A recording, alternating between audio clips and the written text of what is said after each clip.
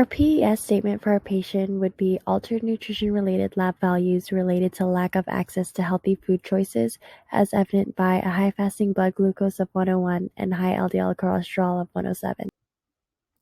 For our patient, we wanted to focus her medical nutrition therapy on decreasing the risk of developing type 2 diabetes, and we wanted to give her a healthier lifestyle. Since her lab work showed that she is no longer diabetic, she is in remission, we want to make sure she does not return back to that state.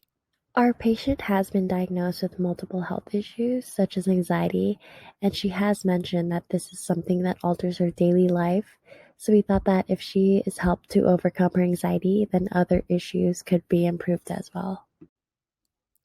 Diet plays a really huge factor, especially eating habits. We wanted to consider plant-based foods because they are low in calories, high in phytochemicals, vitamins, minerals, and fiber.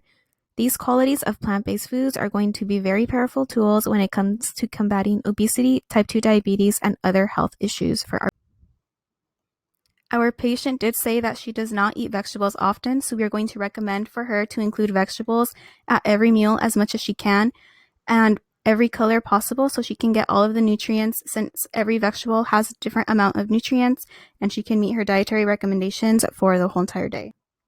We also want our patient to choose fiber, such as those in the form of complex carbs.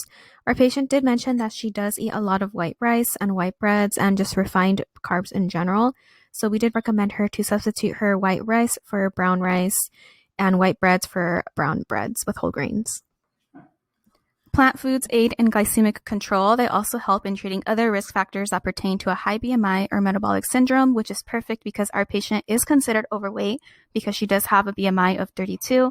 We have to have her consume less calories, and we're going to replace the saturated fats with monounsaturated fats. We are also going to recommend exercise as part of her medical nutrition therapy, at least 20-minute walks for 3 times a week. She is not used to exercising and it is not a habit, so we are going to start her off slowly just so she can get a hang of it, and then slowly over time, she will increase that intensity to 30 minutes about 5 times a week. Our patient did mention that she was addicted to sugar-sweetened beverages, specifically soda, so we're going to recommend her to increase her water intake. And the goal would be to eliminate soda intake because that's just contributing to her high BMI. And this is also linked to the decrease of copeptin. In conclusion, if our patient follows our medical nutrition therapy, we presume that her lab values will be significantly improved. She would feel better, she'll lose weight, her BMI will get lowered, as well as her LDL cholesterol and all of her problems, or at least a majority of them, and diabetes should not be returning.